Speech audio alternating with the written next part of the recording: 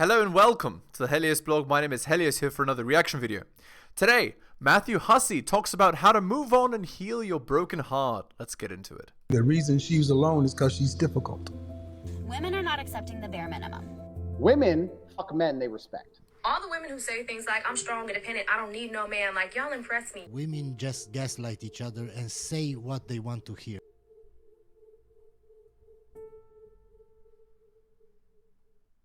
And just because you had a few nice dates with someone or you've been seeing someone for a few months and you see amazing qualities in them, it doesn't mean they would be an amazing home forever. So that's an assumption. And anyone who doesn't choose you isn't your home. Right. So what is the idea? People lie. The idea is, if a guy isn't committing to being with you and you're a girl, then obviously that person isn't interested in you. And for men, if she's friend zoning you, obviously she's not right for you, right? Because she hasn't chosen you. And I'll expand on this more.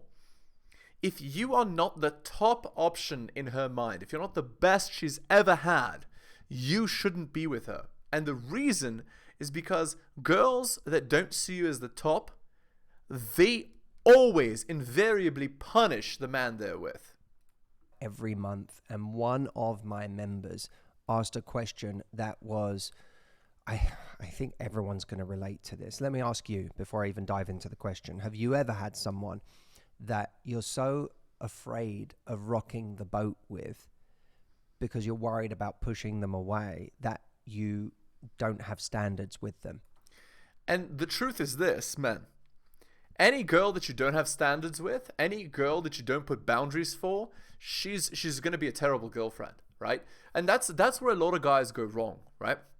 This is the only guy this is the only girl he's ever been with.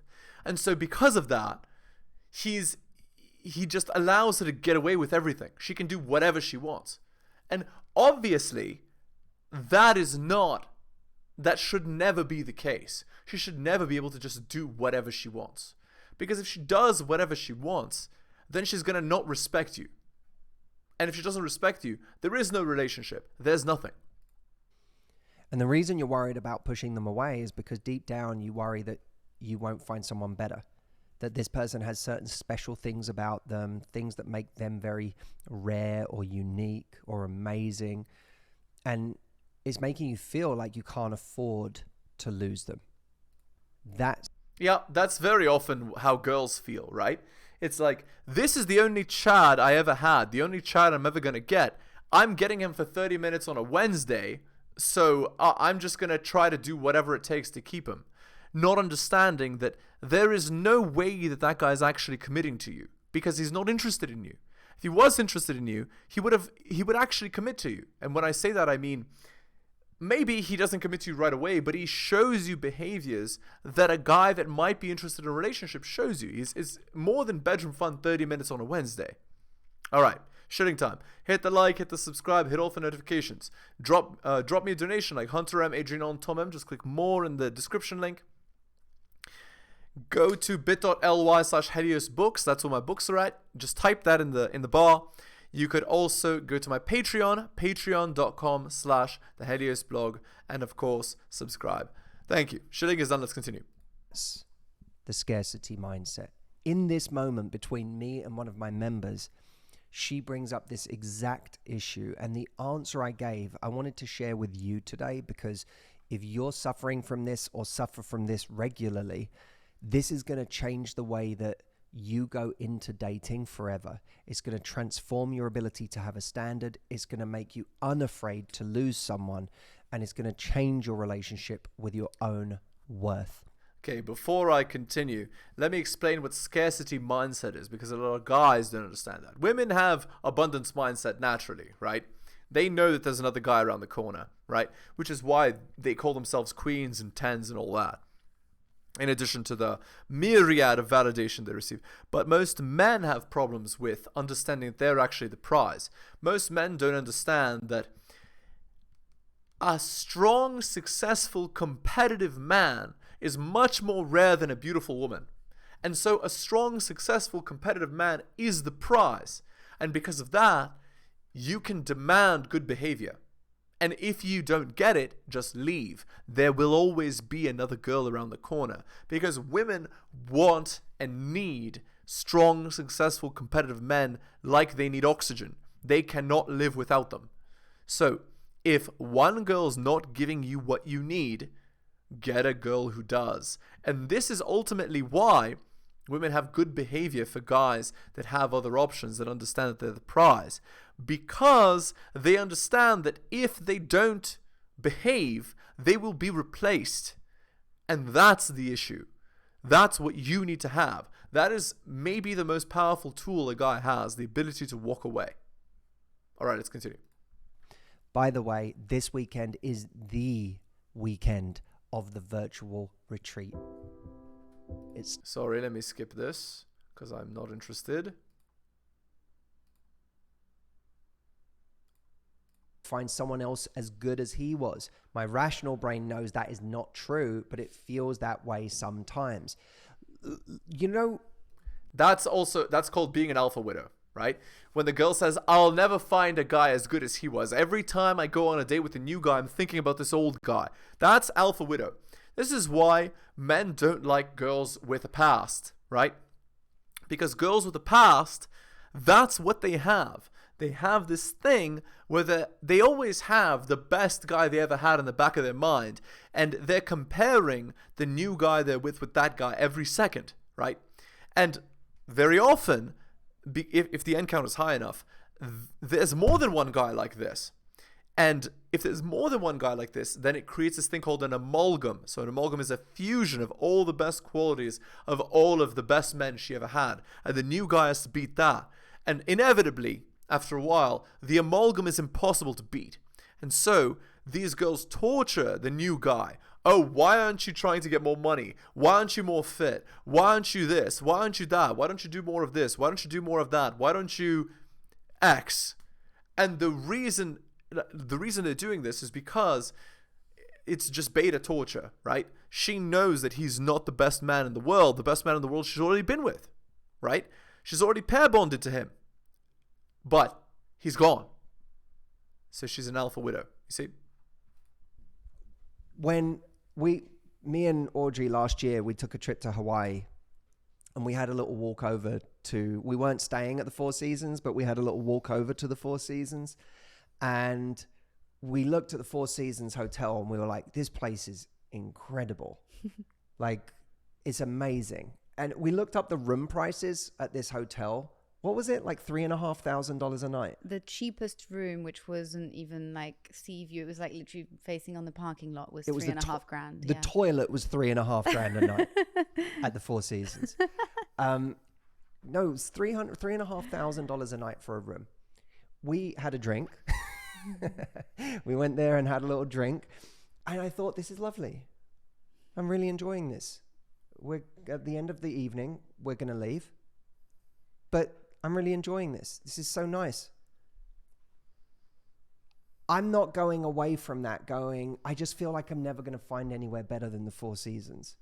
Yeah, but that's the difference, right? When a girl has an experience like that with a man, she doesn't think that way because that's a logical way, right? But what happens to girls is this. I was with X rapper, X celebrity, X athlete for 30 minutes on a Wednesday night. Therefore, I deserve a guy at that level. I know my worth. And from then on, no guy is ever good enough, right? No guy compares. And from that point on, her standards are so astronomically high, no man can meet them. Because what she doesn't realize is she wasn't actually good enough for that rapper, that athlete, that musician, whatever. All she was a fling for that guy. Because that guy requires a girl at a higher level. And she just met the fling bar. She didn't meet the relationship bar. And that's what girls don't understand. The relationship bar is much higher than the fling bar. So if you meet the fling bar of an athlete, a rapper, a talented guy, a rich guy, it doesn't mean you meet his relationship bar. And that's what girls need to learn. They need to learn humility. And when I say humility, I mean this. I mean understanding. I am a 7 out of 10. The best guy I could possibly get in my life is an 8.5 out of 10. I can get no higher for a relationship. And therefore, I'm not even going to sleep with a 9.5 out of 10. Because if I do, I will never be happy with an 8.5 out of 10. But again, these girls, they never learn this because nobody ever teaches them this, because nobody ever explains to them anything. And here's why. Girl hits 15, 14, 16, depends on the girl, 18. Suddenly she's attractive to every guy around her. And the guys, they're not encouraged to tell her the truth. Instead, they tell her pretty lies so they can sleep with her and, get what they want, right? And family doesn't tell her because, it's like either the family's brainwashed or, I don't want to ruin the great life of my kid by telling them, by hitting them with the stark reality. No, I'm gonna be nice. I'm gonna hope for the best, right? But as you can see in the quote above the video here, truth is most beautiful undraped. Girls need to be told the truth when they're young, so that before this hits, they know what to expect. They know you're going to hit an age and suddenly all the men are going to be interested in you. And you're going to need to make wise decisions. You can't just sleep with any guy you want. You have to understand your own value and understand that just because you sleep with a 10 in your mind doesn't mean you can actually date that 10, and so on. Because if we don't teach these things to our women, then they go and make inherently self-destructive decisions. That's the problem. And do you want your daughter or your sister or whatever, your cousin, do you want them to experience that harsh, horrible reality? Then tell them the truth, and don't tell it to them when they're 35. Tell it to them when they're young. That needs to be thought about much more. And maybe not you. Maybe the sister, the older sister. Maybe the grandmother. Maybe the mother. Maybe the father. Somebody has to tell them the truth. Not pretty lies. Not you'll find the right guy if you know your worth. Not just wait around and the right guy will come along. Not you're beautiful at any size. Not, womanism, rah, women are sugar spice and everything nice. No. The truth. Because without the truth, we get the destruction of the family. And that's the problem. Because I don't live there. Like, that's not our home. So it kind of is irrelevant to me how good the Four Seasons was. Women don't think that way at all. It's not my home. That's so good. That's so interesting. It's so By the way, Matthew married this girl that you see here. He married her. And you can see she's basically like a Matthew Hussey groupie. So that is the kind of girl, by the way, guys, that you want to marry. Not Camilla, right? Because Camilla is obviously an attention seeker. That's the kind of girl you date, but you don't marry. You marry the groupie. You marry the girl that sees you as the best she's ever had. That's the girl you marry. The girl that says, oh my God, what you just said is so incredible. That's the girl you marry. You don't marry the girl that's like, oh, I don't need you. Look at all the fans I have. Look at all the money I have. Look at all the cars I have. Look at how strong and independent I am. Look at how great I am. You don't marry that girl. You marry this girl. You see what I'm saying? That's the point, guys.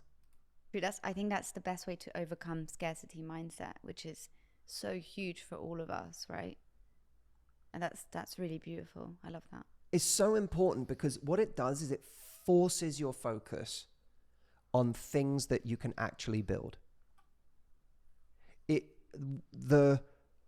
Us coming home and putting another picture on the wall, like nailing another picture on the wall in a spot that we like, has way more impact on our quality of life than that night at the Four Seasons. Because we're going to look at that picture every day. and it's in our home, our actual home. The Four Seasons isn't our actual home. It was just an experience. And people treat what seems like a fancy, fun hotel in dating like it should be their home. Yeah, that's right.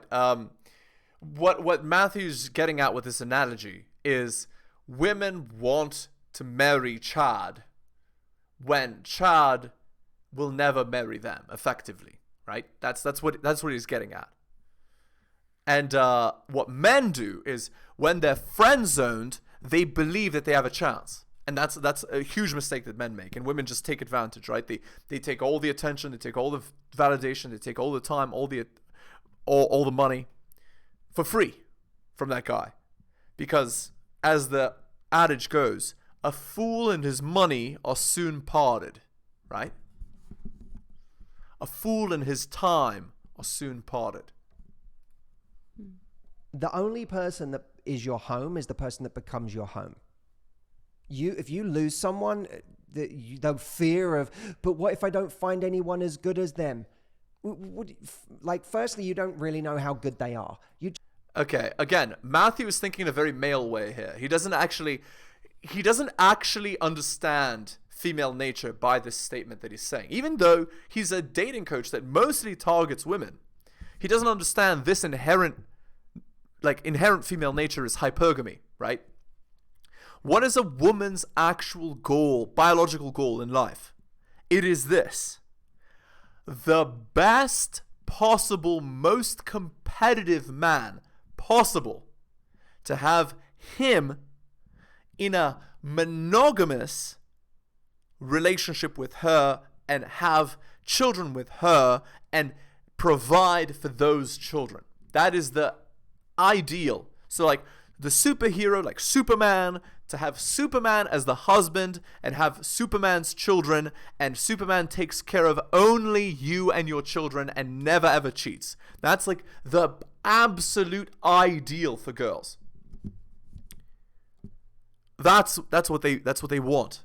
So when Matthew says, like, it's a real fear for a girl when she says, what if he isn't the best I could do, right?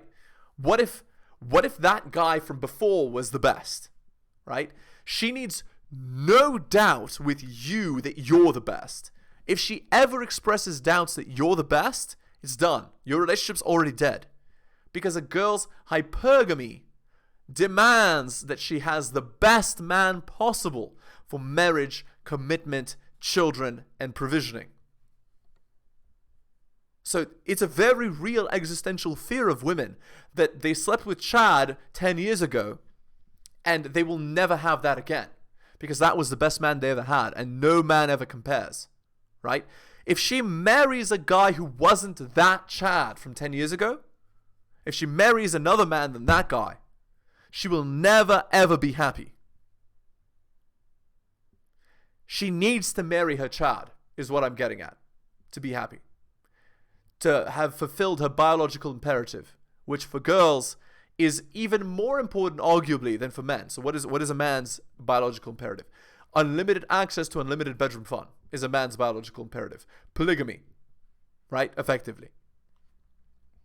Now, this is why I say to men, if you ever want, if you're ever going to get married and have children and whatever, if you haven't experienced that part of your life where you've sown your wild oats, you'll always have regrets that you didn't do it. Because you have never achieved your biological imperative. And of course, the other obvious biological imperative, same as for men and women, is to reproduce, right? So, okay, let's continue. Just from dating someone, you don't know how good they are. Dating someone isn't a reflection of how great they are in a marriage. Staying in the Four Seasons for a night isn't a reflection of how great it is to be at the Four Seasons. Right? It's just it's a night. It's a fantasy. It's a dream. It's constructed to make us feel amazing for a few days on holiday. Right. Here is what I wanted to say. Yes, related to this. For a girl, Chad is largely an idea. He's not actually a real person. So if she actually dates Chad, what she'll find is he's a human like everyone else. And the irony is this. Chad is just the man that's greatest at creating the illusion. I've already said that in previous videos.